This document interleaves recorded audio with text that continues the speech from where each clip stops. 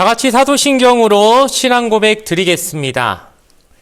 전능하사 천지를 만드신 하나님 아버지를 내가 믿사오며 그 외아들 우리 주 예수 그리스도를 믿사오니 이는 성령으로 잉태하사 동정녀 마리아에게 나시고 본디오 빌라도에게 고난을 받으사 십자가에 못 박혀 죽으시고 장사한 지 사흘 만에 죽은 자 가운데서 다시 살아나시며 하늘에 오르사 전능하신 하나님 우편에 앉아 계시다가 저리로서 산자와 죽은 자를 심판하러 오시리라.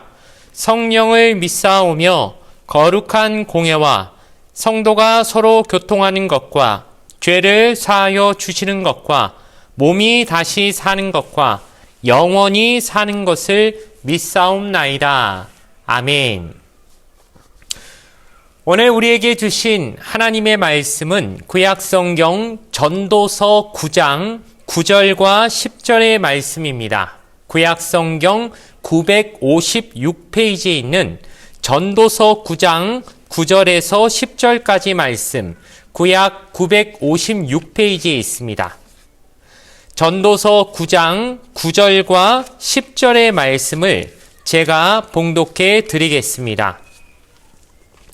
내 헛된 평생의 모든 날, 곧 하나님이 해 아래에서 내게 주신 모든 헛된 날에 내가 사랑하는 아내와 함께 즐겁게 살지어다. 그것이 내가 평생의 해 아래에서 수고하고 얻은 내 몫이니라. 내 손이 이를 얻는 대로 힘을 다하여 할지어다.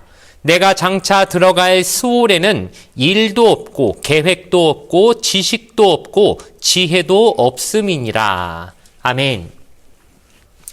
오늘 주신 말씀을 가지고 헛된 수고란 없습니다는 제목으로 말씀의 은혜를 함께 나누도록 하겠습니다. 옛말에 100년도 못 사는 인간이 1000년 후의 일까지 근심한다라고 하는 그런 약간 자조 섞인 말이 전해져 내려오고 있습니다. 우리 인생이 요즘은 100세 시대다라고 하지만 그건 정말 최근에야 들어보던 소리였고 쭉 인류가 살아오면서 100살 못 사는 것이 너무도 당연하게 여겨지는, 즉 인간의 수명이라는 것이 딱 100년도 안 되는 짧은 수명으로 우리가 늘 지내오며 살았던 것이 인류의 역사인데, 그럼에도 인간들은 어리석어서 자기가 죽고 나서 있을 그 수천 년에 걸친 근심까지 두 어깨에 메고 살아가는 경우가 많았기 때문에 옛 어른들이 지혜의 말씀으로 100년도 못 살면서 무슨 1000년의 걱정을 하고 사는가라고 말하는 그런 얘기들을 하셨던 것 같습니다.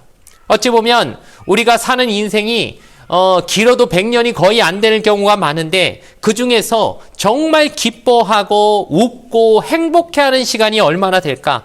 대부분 병들어 아파하거나 또 사람 때문에 힘들어하거나 아니면은 내가 원하는 것이 되지 않아 전전긍긍하고 마음이 지옥처럼 아주 괴로운 시간들이 오히려 훨씬 더 많이 우리 인생의 그 짧은 시간 안에서조차 사랑하는 시간보다는 미워하고 후회하는 시간이 더 많았던 것이 우리의 모습이라고 할 때에 오늘 지혜를 가르쳐주는 이 전도서의 말씀, 이 솔로몬이 우리에게 들려주는 지혜 속에서 어떻게 하면 이 짧은 인생을 좀 그럼에도 불구하고 의미 있게 살 수 있을까에 대해서 함께 그 지혜를 얻는 시간이 되기를 주님의 이름으로 부탁을 드리겠습니다.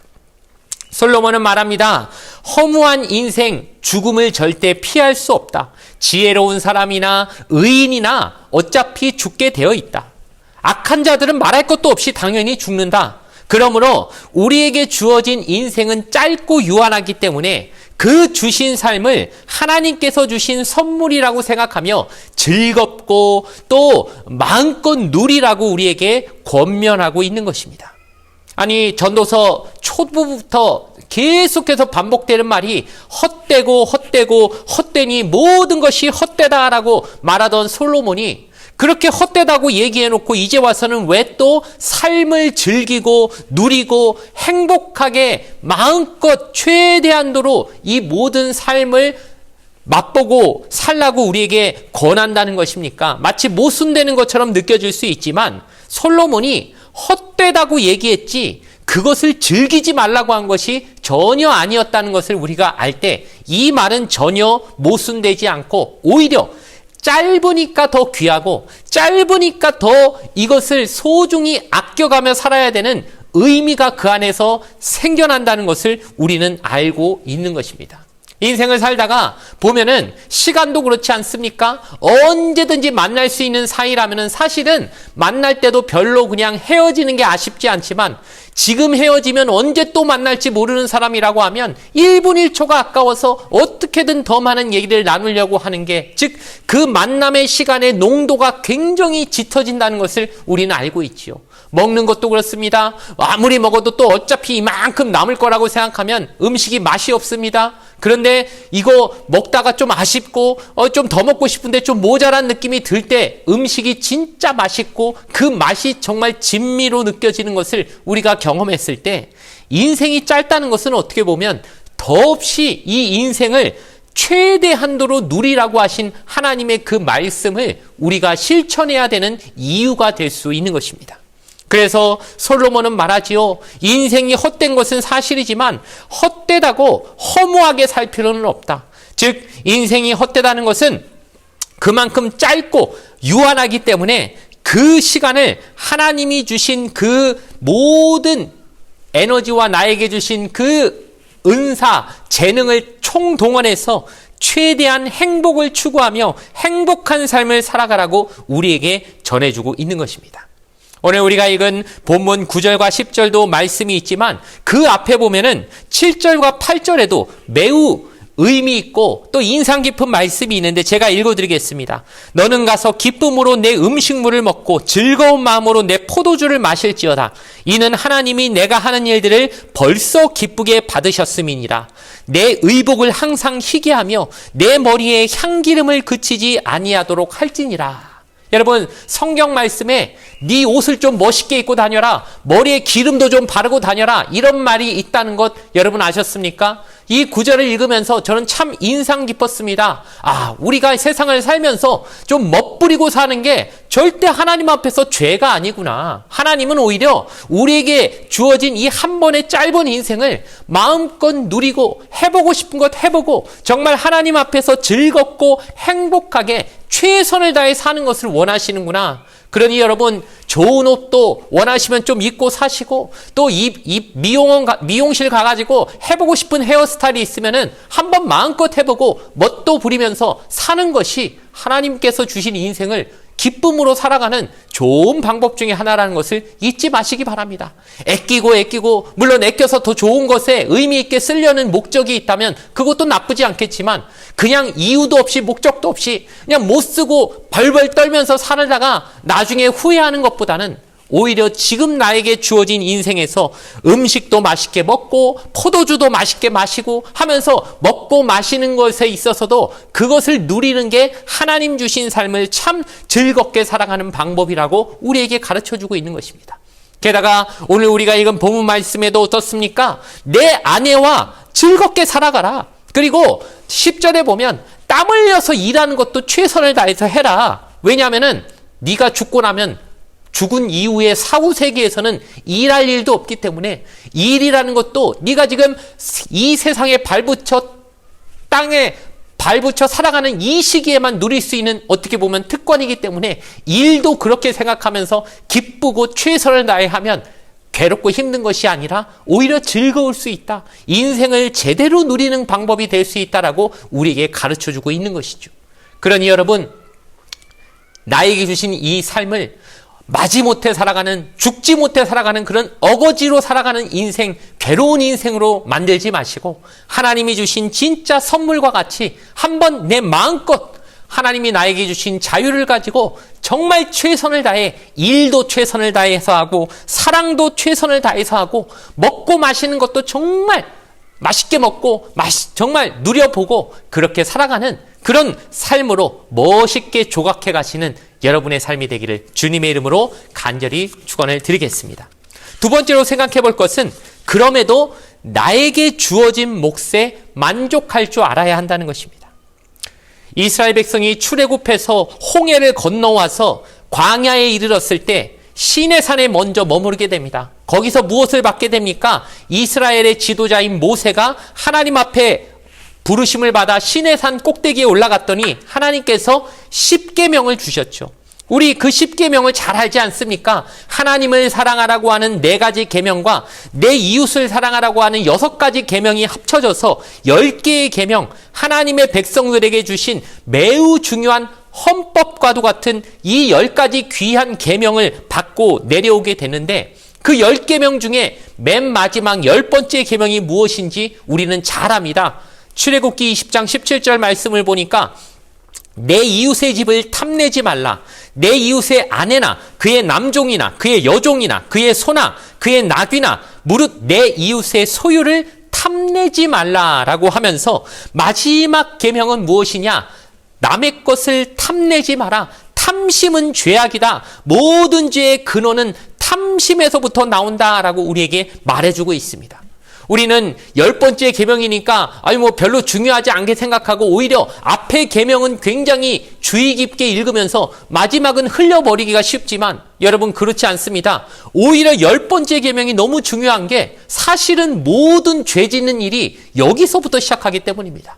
왜 우상 숭배합니까? 하나님 한 분으로 만족을 못해서 신앙적으로 탐심을 부리기 때문입니다. 왜 간음합니까? 나에게 주신 아내로 만족하지 못해서 다른 여자를 찝쩍거리고 다른 여자에게 눈길 돌리고 있기 때문이지 않습니까?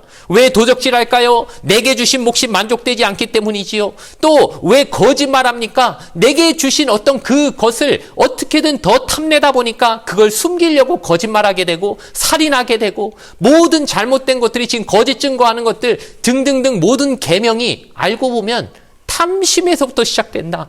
죄의 시작은 탐심에서부터 시작하니까 지킬 만한 것 중에 내 마음 지키라고 하나님 주신 그 말씀처럼 우리에게 제일 중요한 마지막에 결론적으로 해주는 그 10번째 계명에 있어서 하나님은 우리에게 강조해서 주셨다는 것이죠.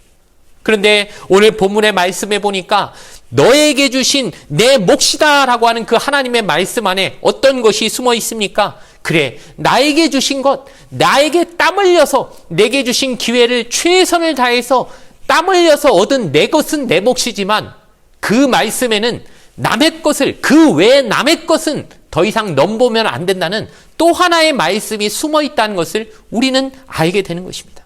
그러니 이 두 가지는 동전의 양면과 같겠죠. 내 것에 만족할 줄 알고 내 것을 최대한 누린다는 것은 남의 것에는 더 이상 욕심내지 않고 그건 내게 아니니까 더 이상 내게 주신 몫에만 만족하고 이걸 최대한 누리는 것으로도 모자란데 왜 나에게 주신 것이 아닌 남의 것을 엿보고 조금 가지고 싶어하고 그거 부러워하고 그렇게 하는데 왜 인생을 소모하고 허무할 거야? 허비할 것인가? 그럴 필요 없이 내게 주신 것 누리는 거에 최선을 다하라고 하나님 우리에게 원하고 계신다는 것을 우리는 잊지 말아야 할 줄로 믿습니다.